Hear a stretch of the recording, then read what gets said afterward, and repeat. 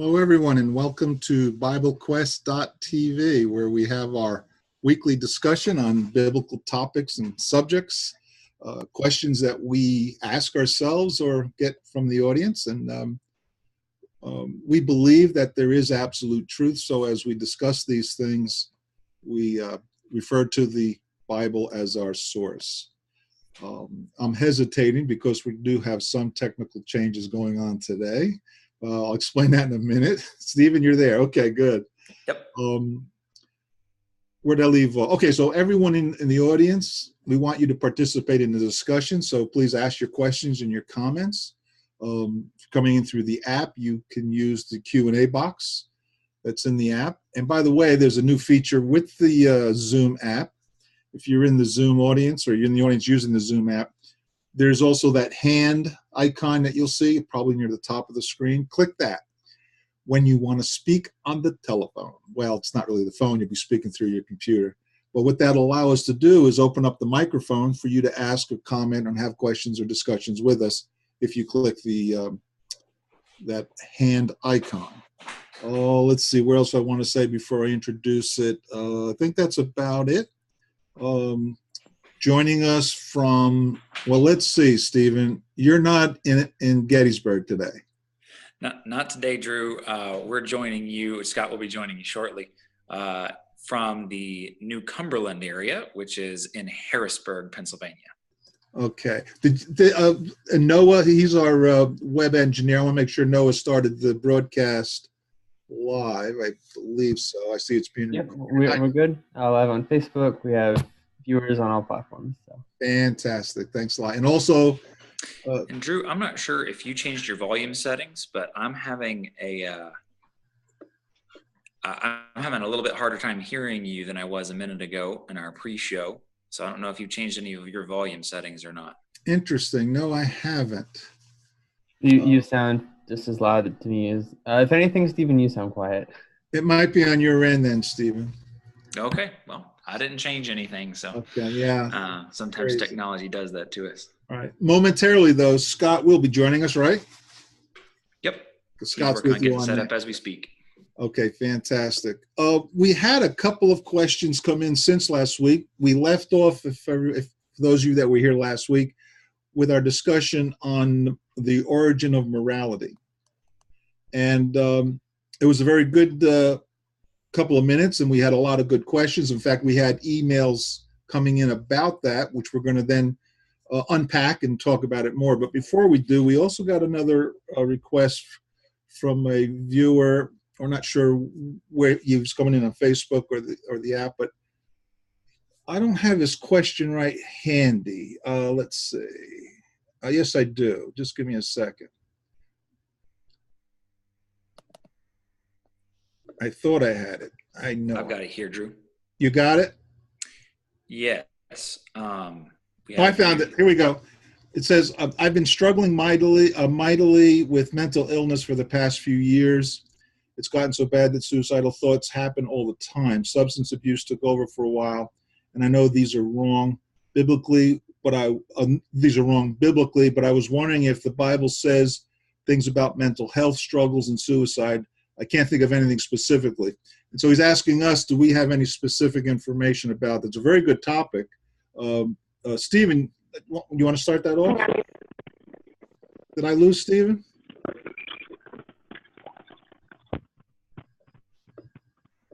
Stephen, did you hear me? Uh-oh, we lost Stephen. We lost his audio too. What about you, Scott? Unmute your... There we go. My apologies to Drew and to the audience. We were out of town today and got hit in a traffic jam, and that's why we're here at the last minute. Sorry about that. Try to avoid making that happen in the future. On this question, it's an important question. The Bible addresses so much of how we are to live, not always in the language and every specific that people encounter today. And we can talk in a minute about some of the helpful passages. But one thing that's important to remember is this. Someone who is in a situation where they're having suicidal thoughts needs to get in touch with someone. we can try to provide some help from here and point to some things and biblical resources and such, but you need to talk to someone near you. Reach out to a friend, a brother, a sister, reach out to family. If you don't have someone available, reach out to professionals, hotlines. Do something to talk with someone. And one of the key things is to separate between your feelings and what you know. When we're feeling good, what do we know about suicide? What's that? Say that again. What do we know about suicide? When we're feeling good and not being tempted, what are some things we know about suicide? Oh, we think it's not right. It's wrong. Yeah, it's wrong. It's been called a permanent solution to a temporary problem, and really, it's not a solution at all. Right. And so, if we know this, if we know it's wrong, if we know it's against God's will, if we know it's sin, if we know that there's no recourse from it, it is something you do in a temporary moment. Remember what you know, despite what you may be momentarily feeling. Mm-hmm. So many people let their feelings take over what they know. And you have to realize they're two different things. No matter how intense that feeling may be, sometimes we're elated, sometimes we're depressed, sometimes we're frightened, sometimes we're mourning. There's lots of different things we can feel, but we have to remember the difference what we feel and what we know. And use the know part to get in touch with someone and reach out and talk to someone, despite a current feeling that feels like, I don't want to talk and I just want out. So are there some scriptures? I recommended that you start with looking at Proverbs and reading Proverbs, which is advice from Psalms could also be good. In the Psalms. So like Proverbs gives advice, father to son advice. Yes. But I mean, it's really neutral gender. A woman could also get great value out of the Proverbs. What else do you recommend? Stephen, your voice is gone again. In fact, your audio is muted, Stephen. There we go. How's that? Yeah. That's better. All right. Another thing that we can look at is just in the scriptures, there's a contrast between Peter and Judas. Peter and Judas both did horrible things to Jesus and felt terribly about what they had done. Judas chose to end his life, and that's, of course, the worst reaction to having bad feelings or guilt or whatever else is going on.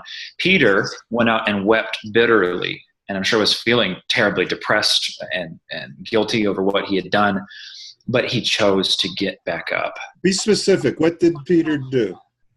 He went. Mm-hmm. No, what did he do that made him feel guilty? He denied the Lord 3 times, and then I think it says, I don't have the scripture open here to it right now, but he actually cursed him. That's right. Swore that he didn't know him. Swore that he didn't know, right. Yeah.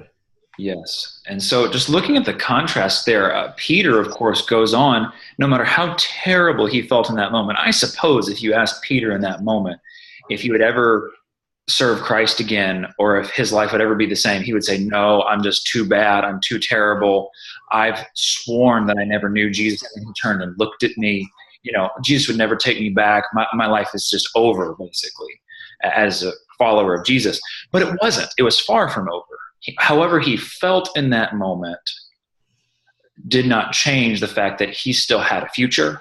He still had positive things that he could do and would do in the Lord's service. And that's one thing I think is helpful to see. Judas chose to end everything and did not go on to do more productive things for the Lord. Peter, on the other hand, felt terrible, but chose to get back up, to go back to the disciples, to go back to Jesus ultimately. And the Lord still used him and helped him get through that time in his life. He was forgiven. That's right.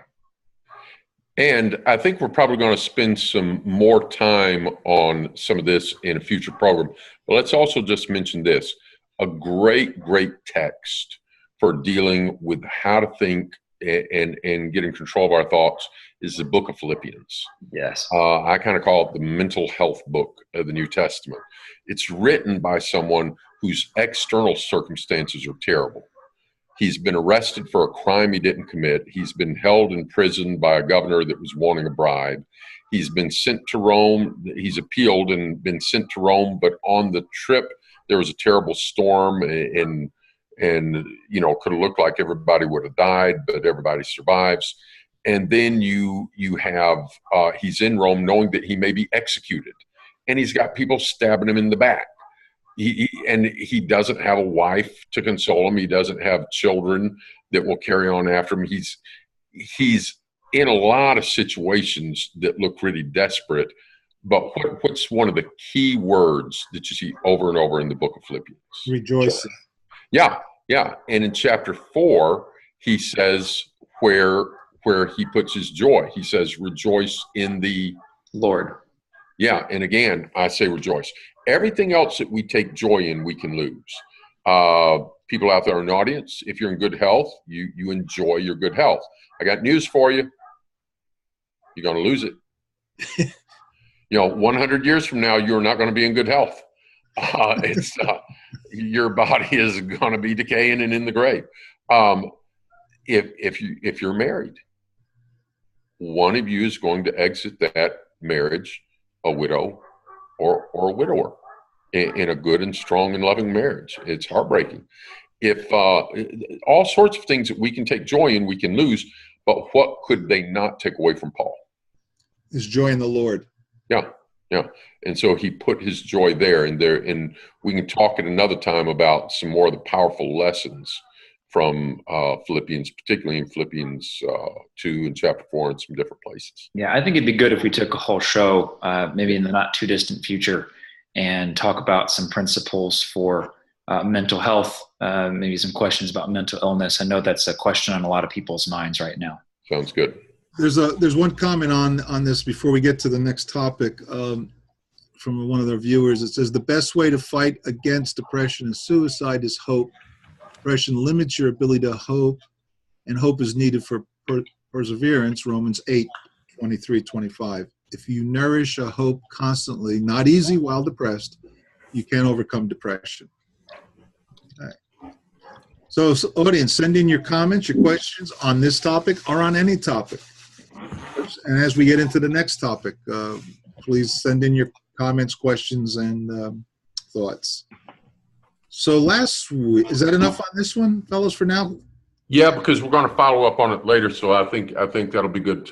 We can spend a lot more time on it then. Okay, thanks. So we have the open question that we've been asking for the last few weeks is, how do you, from the atheist point of view, how can you explain morality? Where does it come from and its origin? And we've got a couple of good comments and questions, but we also got a couple emails coming in from different people. And Scott, I'm going to let you take over from there because I think you had some comments based on one of the emails that came in. Yes, we had a gentleman respond very politely and in a good manner, responding to this question from an atheist point of view. He's an atheist, and I don't have the email pulled up as I was just coming in the door. If anybody else has got it here, let's go ahead and read his response, and then we'll discuss it some. Sounds good. So his response reads as follows. My friend directed me to your live video where you wanted input from an atheist about where morality comes from. As an atheist myself, I wanted to answer your question as best as I can.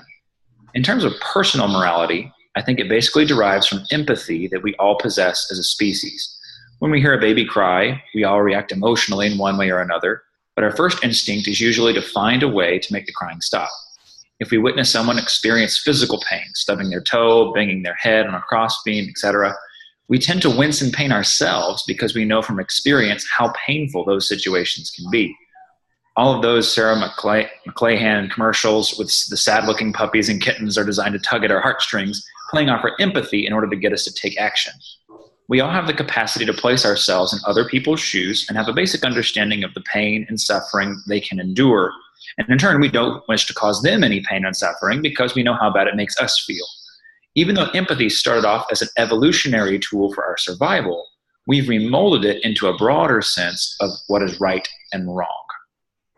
In terms of social or societal morality, I believe it's a necessary byproduct of having a functional society that thrives off of human flourishing and reduces human suffering to the best of its ability.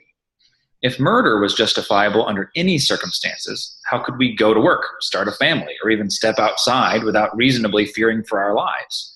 We have to lay down a standard of behavior that allows us to go to work and produce for the benefit of us all, start a family to ensure future generations, and go to the park or marketplace in order for us to provide for our families and have joyful experiences with them without the threat of death or injury. Of course, every society develops slightly differently and therefore has a slightly different standard of societal morality. But I'm not aware of any societies or cultures that has zero moral standards. I hope this response helps out. If you have any further questions, I'll be more than happy to answer them. I could go into a lot more detail and nuance on this topic if needed, but that's my general overview of morality. Okay, now, and then I wrote the correspondent back, and I'm going to go over some of the points that I mentioned and then look at his response some. But notice this phrase here and be thinking about it. He said, even though empathy started out as an evolutionary tool for our survival, we've remodeled it into a broader sense of what is right and wrong. So that was original statement there. And then I had written back and thanked him for replying and for the tone in which he did reply. And I pointed out some particular areas of agreement. Empathy is a quite common thing. If you look at the newspaper, I think we can all agree that it's not common as it should be, but it is also very common. We've all seen all sorts of people have compassion on other people. And you can also see animals that are kind to each other, which is a good thing. And of course, in agreement, as a society, we are all in a better and safer place when murder, etc., is deemed unacceptable. But then I pose these questions. First off, if empathy started off as an evolutionary tool for our survival. So what I wrote was this. While empathy certainly is common, Darwin and Wallace's natural selection, survival of the fittest, Wallace had used the phrase survival of the fittest, Darwin used the phrase natural selection, was not, as you know, about survival necessarily of the nice or the pretty or intelligent. Witness, for example, the very fit to survive cockroach. A cockroach is very fit to survive. Why? It lives long enough and survives well enough to reproduce, lay a lot of eggs, and reproduce its genes. That's what survival of the fittest is about. A famous Harvard professor years ago pointed this out, that it's not about what we would look at is most attractive or appealing.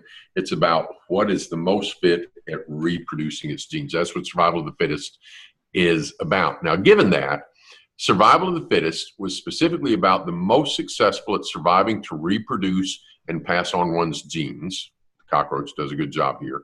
Granted, being nice to your own offspring, feeding them when they are hungry instead of eating them because you're hungry, that's clearly not only the right thing to do, but advantageous to the continuation of your genes. But what would select being kind to those who aren't your descendants or those of another species altogether, which empathy sometimes includes? In other words, why risk my genes to save someone else from a burning building or a roaring sea or a hungry lion? What's going to most give me the best chance to survive and pass on my genes? You're stuck in that burning building, what? You run out. Survival of the fittest. Yeah. Here comes a lion and I'm a little bit faster than you. You know, but that's a natural occurrence. What you're talking about here is something, well, maybe it is natural from that side of worldview. But so if you were to say, well, I'm not going to run out and preserve my genes, but I'm going to help someone else and try to save as many other people in that building as possible. Right. How would evolution select for that? Now, do recall that he said he thought it began as an evolutionary tool.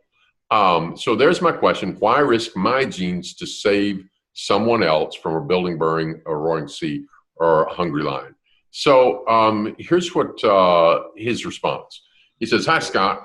I'll do my best to answer each of the questions as you pose. Number one, it seems to be a common occurrence for theists to turn to survival of the fittest when they try to offer an atheist worldview of morality not based on God or Scripture. But I think this argument is completely inaccurate and flawed," he says. When Darwin used that phrase in Origin of Species work, he was not describing a natural process for how species pass on their genes from one generation to the next. Actually, that was much about what it is. But let's. That's what he said. He was describing a natural process. Oh, excuse me. Yeah, I looked at it wrong here, and it kind of surprised me. It was a few days since I read that. Yes, that is correct. Thank you for catching that, Stephen. When Darwin said that, he was describing a natural process for how species pass on their genes from one generation to the next. Exactly so.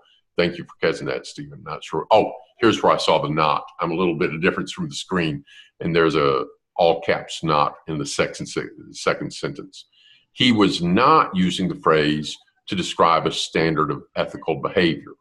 Although a handful of people misinterpreted Darwin's work to propagate their own advancement of social Darwinism and eugenics, for instance, Darwin's cousin, who invented the term eugenics, and which led to the Nazi Holocaust, Darwin himself never did so. A study of evolutionary biology is in no way a foundation for prescribing human ethical behavior.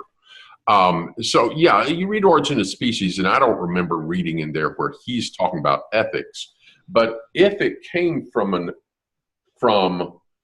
if we evolved it, the mechanism for evolution that Darwin proposed is natural selection, survival of the fittest. So I'm going to throw up and share a screen here in a minute about that topic, unless you guys have something to say first.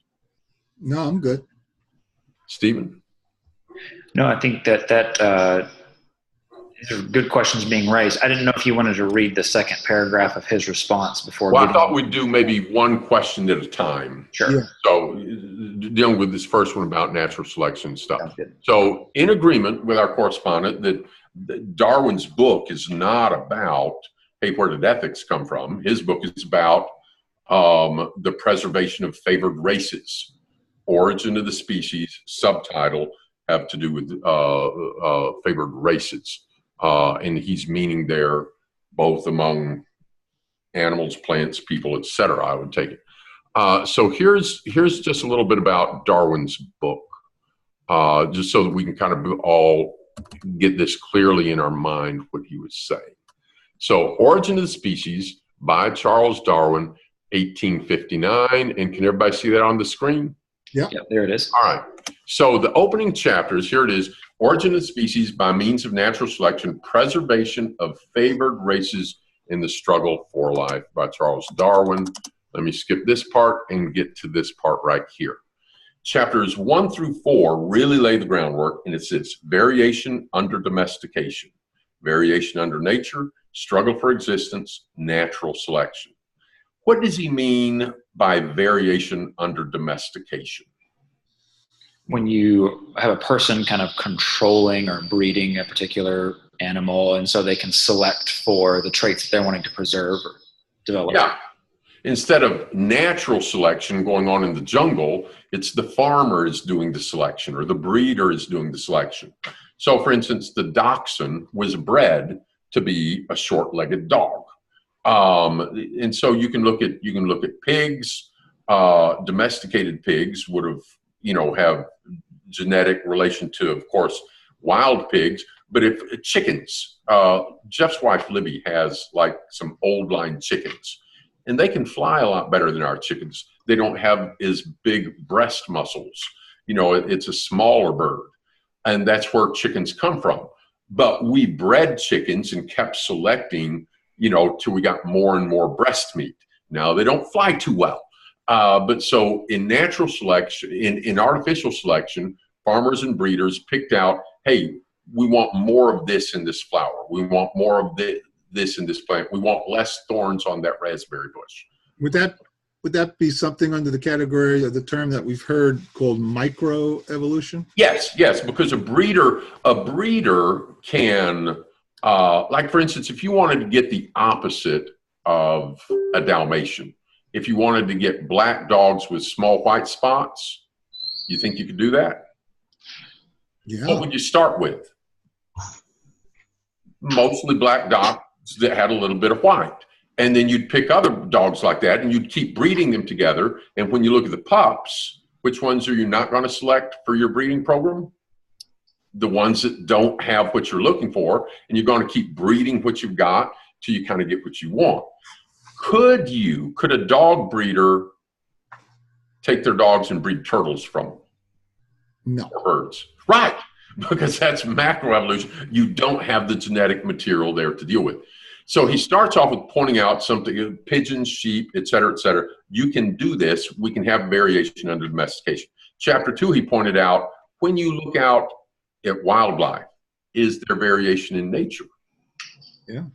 Yeah, I was in California recently, and I noticed the squirrels in that area looked different than our squirrels. They had a little bit of a pattern in the hair on their back.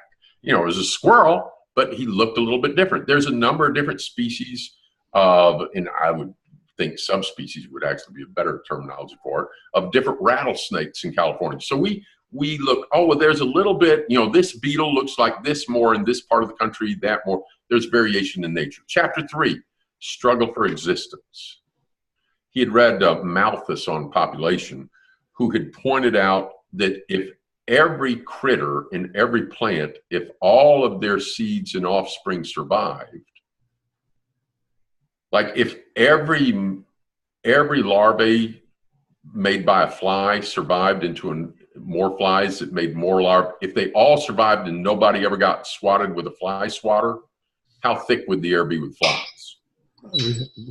It'd be gross. If every elephant, every dandelion, if every organism, all of its attempts at reproduction survived, we'd be overflown with lions and tigers and bears and flies, oh my.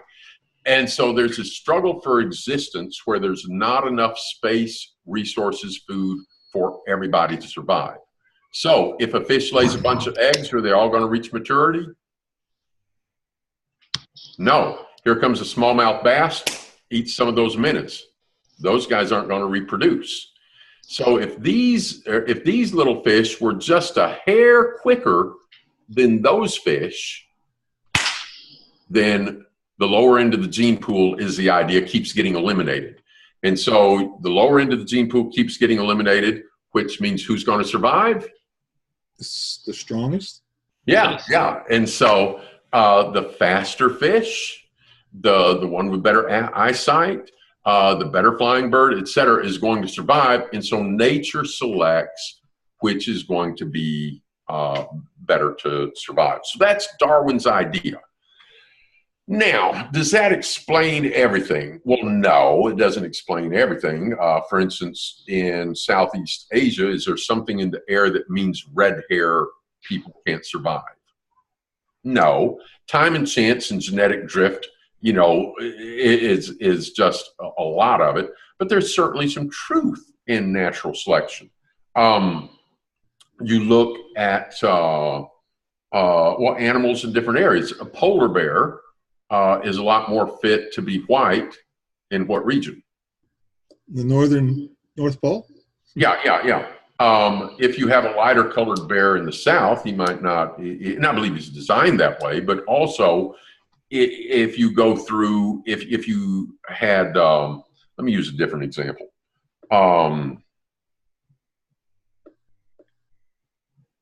Well, I don't want to get into people right now, but point being, people that have located around the equator, do they tend to have lighter skin or darker skin?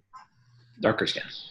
People that live in the northern areas of Russia, Asia, and Scandinavia tend to have lighter skin or darker skin? Lighter skin.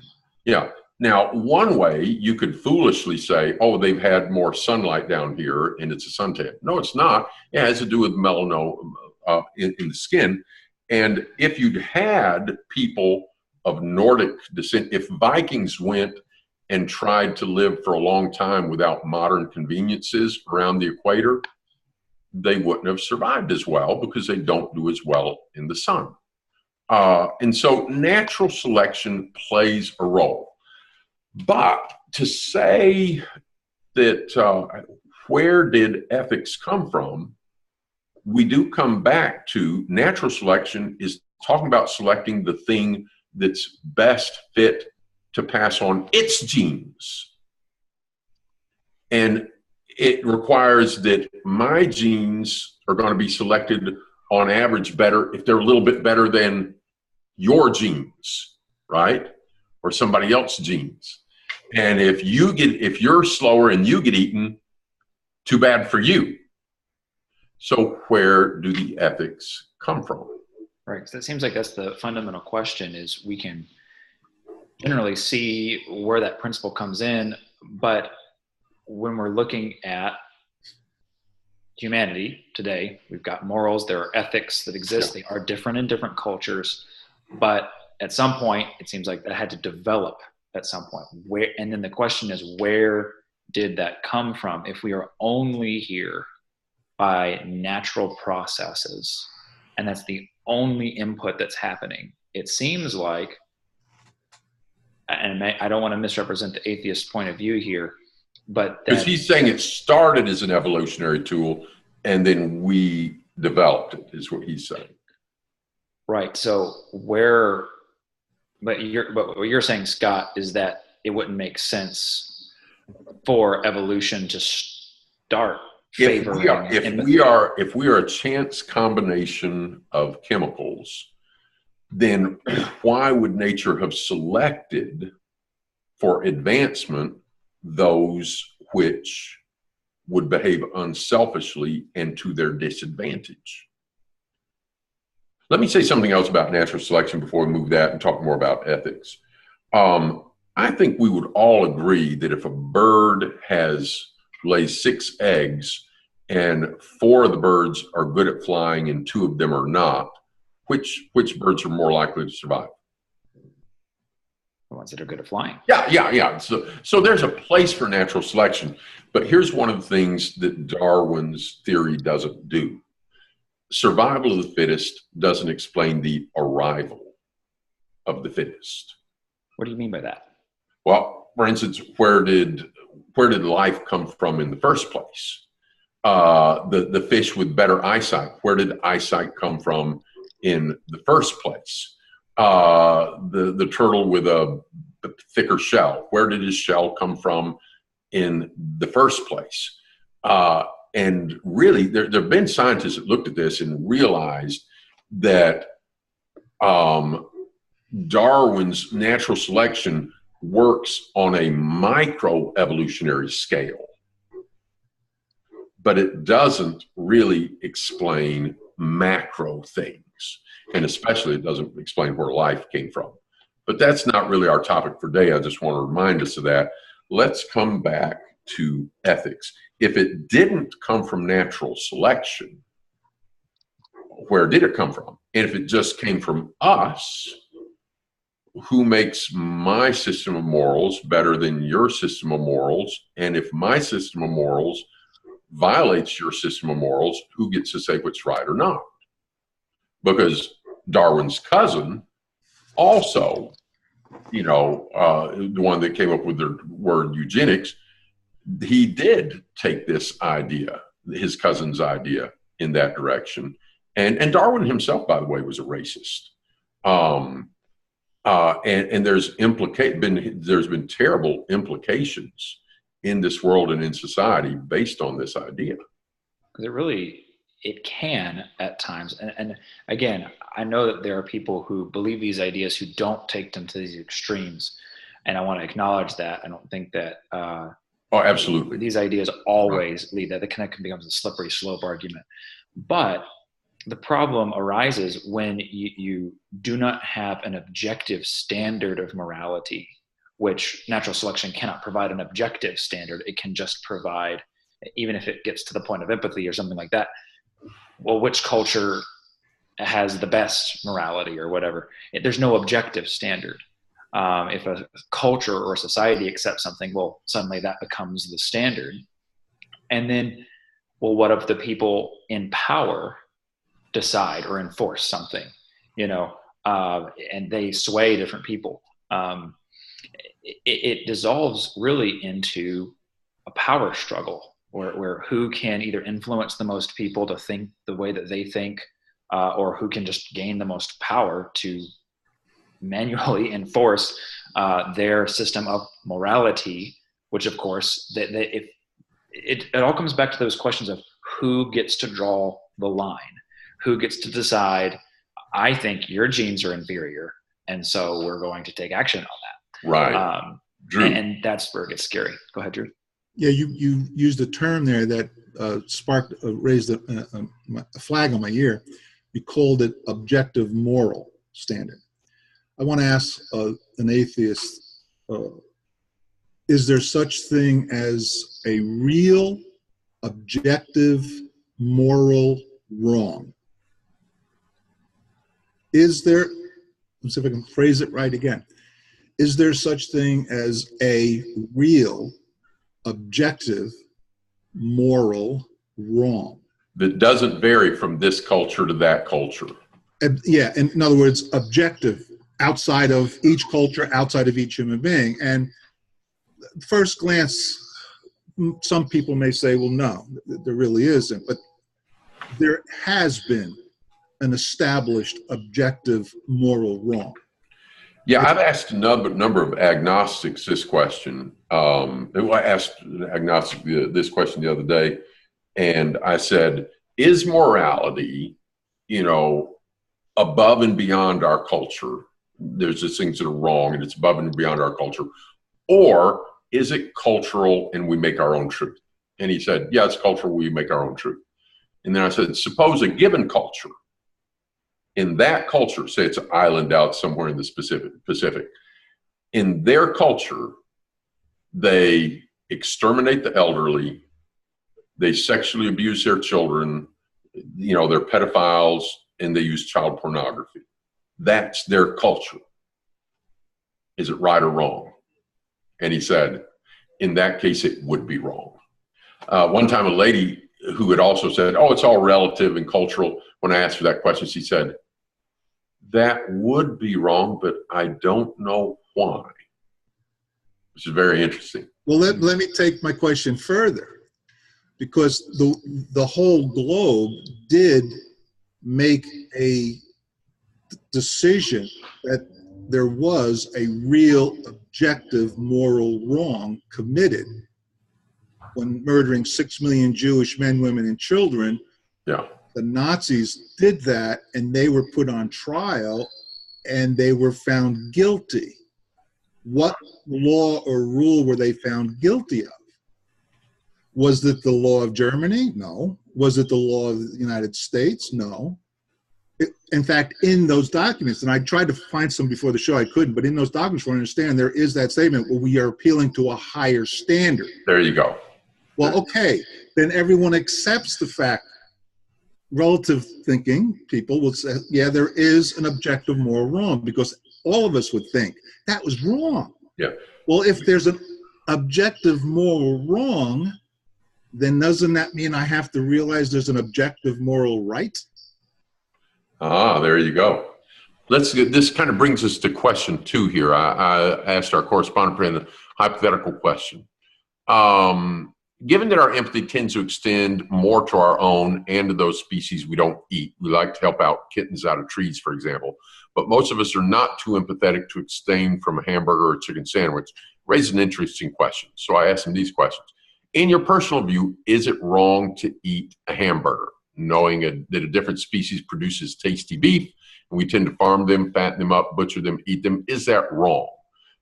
And then part 2 of the question, in your personal view, do you suppose there's life on other planets? And if there is, what if members from a more advanced species came to Earth, decided they liked the taste of us, corralled us, ate us for lunch? What would be your view of that?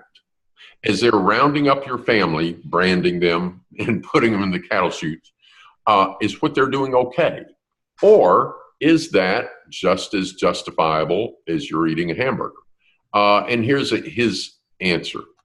He said, in my personal view, I'm perfectly fine with eating hamburgers. Human beings are not the only species of super predators. They eat meat from other animals. If someone else has a moral dilemma about eating meat, I fully respect their wishes, but I'm okay with it. Yes, I think it's very likely life exists on other planets. And then he says, in answer to what if they came and started corralling your family and eating them? He said, no, it would definitely not be okay if aliens tried to eat me or my family. I get where you're coming from. I really do. But I think the difference between us and livestock is our intelligence and our ability as a species to be self-aware. In other words, we can think abstractly about concepts outside of our natural environment and use what we learn to gain a cosmic perspective of our place in the universe. I believe that because these are unique traits we possess, it gives us moral agency and natural rights that other species do not possess. And he says, I would probably make exception for certain species of dolphins, whales, and elephants that I believe share some aspects of intelligence. Real quickly here, we're starting to run short on time, but I'd like to play devil's advocate with that response quickly. Sure. Then, but what would an alien coming here and eating humans? Yeah, would be wrong from our point of view. But would it be wrong from the alien's point of view? If everything's relative, why can't it look right to him? Yeah. And if they have a spaceship capable of flying from another solar system here, they're obviously more advanced than us. And we may sit here and say, hey, look at our intelligence. But if they're looking at us saying, you can't even get past your own moon, it's like... and you look very good to eat. You can't get past your solar system. What are you? Here, your lunch. Even other types of animals realize. I remember one time, there's a self-awareness to a certain extent. I'd set a rat trap for a rat, went back to check it, it was gone. He was in the rat trap and he took the trap with him. I was searching around in the basement, and when I moved the bucket that he was behind, he knew he was found and he was screaming. He was quiet until I moved that bucket. And trapped in that rat trap, he was screaming and pop, and he was done. But he had enough self-awareness to know he was in trouble. Does he have the same level of intelligence with a dolphin? No, but we don't have the same level of advancement per se as what could hypothetically be perceived here, as he's saying, as a species from another planet. So you end up kind of with a might makes right mentality to a certain extent. And on a lower level, that's what Hitler was doing. He decided some other races of people didn't need to be here. And he felt that they were superior. Now, where you put that line, Darwin, to illustrate Darwin's racism, Darwin, I hate saying this because it is racist, but in another one of his books, he talks about that he believes in the future we will get farther and farther advanced above the apes, so that the gap will be bigger than it is now. And he picked out one type of ape and one type of human being as that, there'll be a bigger gap instead of as close as those two are, was the idea. That's horrible. I never knew that one. Yeah. Now he was recognizing that there was a gap, but he was seeing it. He would select this type of human as farther down toward the ape. This type of ape was more advanced than the other apes and stuff. And he's saying in the future it'll be more like this. Wow. Well, we have a lot more we can talk about this, and this might be something we want to continue again in the future. We want more people to give us more questions. We didn't really answer all of this, probably didn't solve to a happy solution to everyone's in mind, but yeah, Stephen? Let me just say, we've had several comments and questions kind of come in. Some of them are on some other subjects, and want to thank everybody for their comments and questions today. Some of them have been kind of hard to pull in to our particular discussion today, but I'm going to try to get to those or acknowledge those, as many of those as we can in future programs. So I'm sorry that we didn't do too much interaction today, but we're going to try to get to as many of those as we can. But thank you for interacting with us. And let's wrap up with this thought. Just like Darwinian origin of species does not solve the problem of morals, it does not solve the problem of how we got here, how life got here in the first place. The existence of life points to life. Nothing comes from nothing. So if there'd ever been nothing, what would be here today? Nothing. Nothing. Life comes from life. So if there'd never been life, what would be here today? No life. And intelligent design comes from an intelligent designer. So life points back to a creator, and it is to that creator that we have moral obligation. Good point. And before that creator that we have moral obligation. Thank you very much for the individual that sent us an email. I hope he continues the dialogue, and appreciate his approach and perspective. Gentlemen, it was good talking with you today, and I look forward to seeing you next week. Bye. Thanks, guys.